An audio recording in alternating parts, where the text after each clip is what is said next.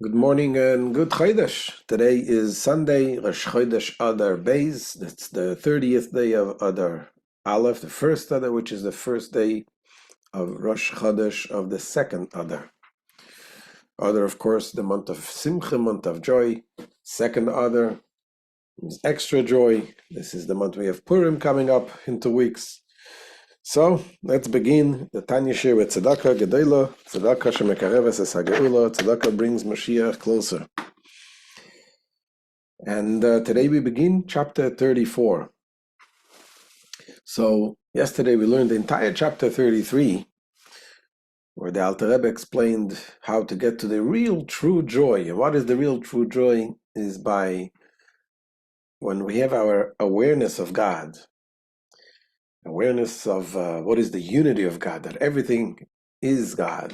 God is everything. Hashem, the entire universe does not have a true existence from Hashem's perspective, and Hashem just literally recreates us every second.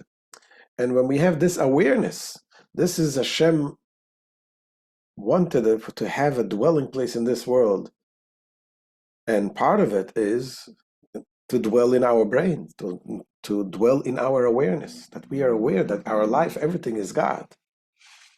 And that is something that's not easy. You have to constantly think about it. And this brings you to joy.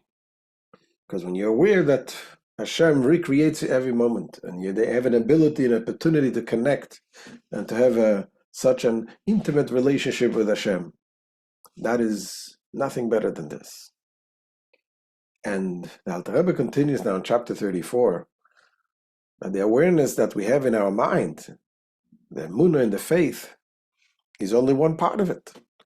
Ultimately, this awareness of God needs to permeate in every part of our being.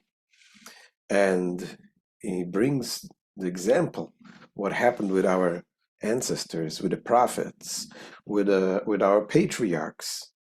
By them, God was really completely permeated in every part of them. That's what we call them. They say, Ahavot en Merkava, the patriarchs, they were like a chariot to God. What does it mean, a chariot to God? A chariot, a wagon, does not have its own will. It is completely nullified to the rider.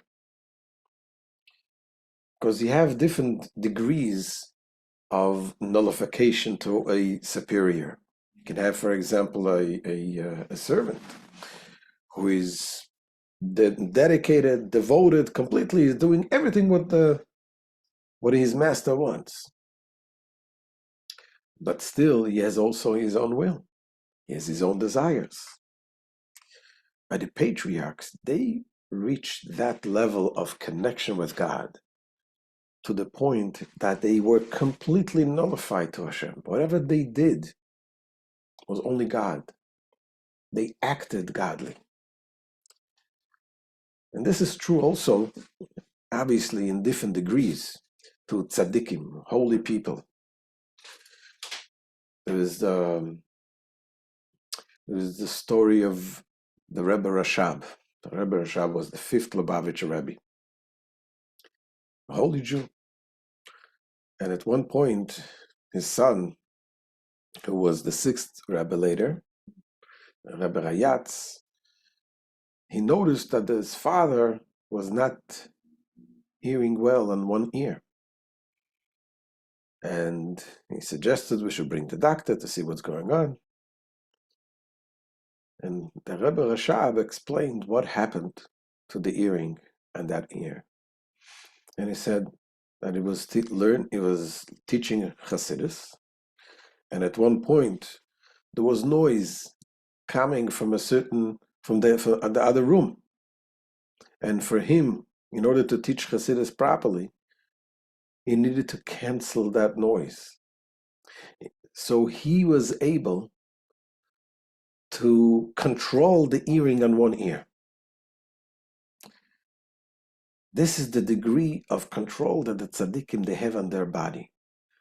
When they need to carry out Hashem's words, every part of the body becomes part of doing the mission. And that is why you're able to control the earring on one ear. This is obviously something which a normal situation is impossible. And there's many stories like that of tzaddikim that they had full control on the body. Things that normally it doesn't happen. Moshe Rabbeinu, was so nullified to Hashem that says Shechina medaberes miterkroinai, the Shechina, God speaks through his mouth. Alter Rebbe is going to speak about this also. So let's see inside. Now the point of this is, the Rebbe says, the Alter Rebbe teaches us, that ultimately Hashem wants to dwell in us, and not just in our mind, in every part of us. And obviously in different degrees. And he's going to explain how really this is something that every single Jew has somewhat a connection to this, and we will explain why. So let's begin inside. Says the Alter Rebbe, chapter 34.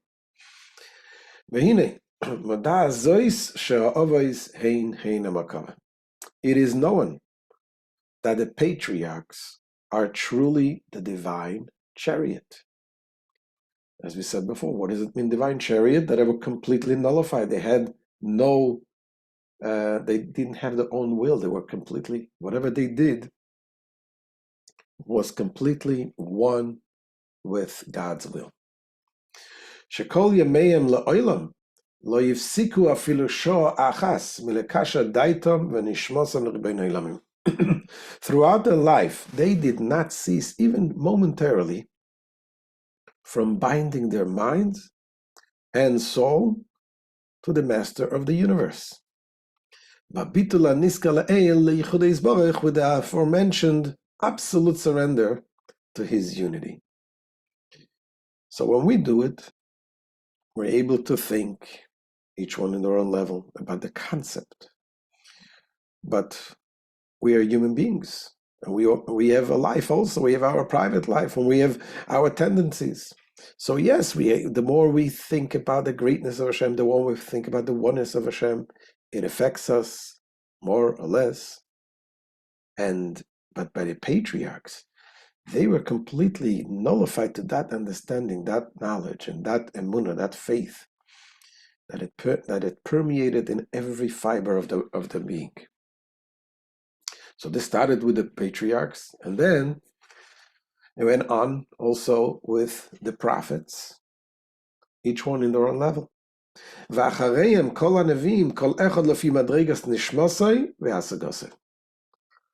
them came all the prophets, who similarly nullified themselves before God's unity in varying degrees, each according to the levels of his soul and his understanding.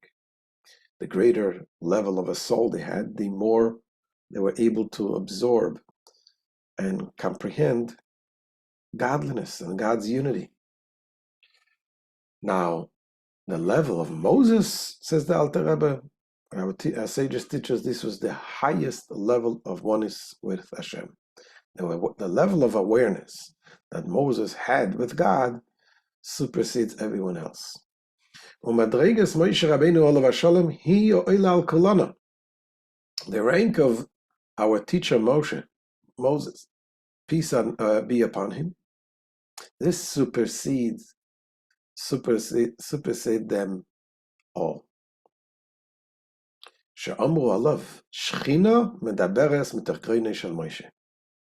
Of him, of Moses, our sages said, the Shechina, the divine presence, spoke out of Moses' throat. What does that mean? When a human being speaks out of your mouth, out of your throat, you have to command your throat to say something. No, it goes automatically. Your throat is nullified to your will. Moses' body, Moses' throat was nullified to God's will. And this is why when he spoke, God spoke through his mouth, through his throat. His was such a total surrender to godliness that the very words he uttered were divine speech the relation of Moses' throat to divine speech was that of one's throat to his own speech. Now says the Alter Rebbe that really every Jew had such an experience in the past. When? In the time of the Matan Torah, when the Torah was given, our sages tell us we were all there. Not only the people who lived then, our ancestors, but the neshamas, the souls of all future Jewish people were present at the Mount Sinai.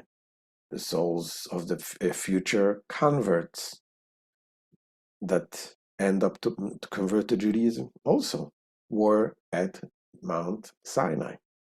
And what happened there at Mount Sinai, when God spoke the 10 Commandments, our sages tell us the first 10 Commandments were spoken directly, the Torah says, that was spoken directly from God to the Jewish people. However, after each of the commandments, they passed out, they expired. The body was not capable of containing such a great level of intense godly revelation. God needed to revive them after every commandment. And then after 2 commandments, they said to Moses, we can't take this anymore. We need you to hear from God, and then you give it over to us. So this experience that they had during these first 2 commandments, when they heard God's voice themselves, they had this level of awareness within them, the true awareness that God is everything. It was such an awareness that the body, being that the body is physical, it couldn't contain it. That's why they expired. And this awareness that they had, that our neshamas had, was given to us.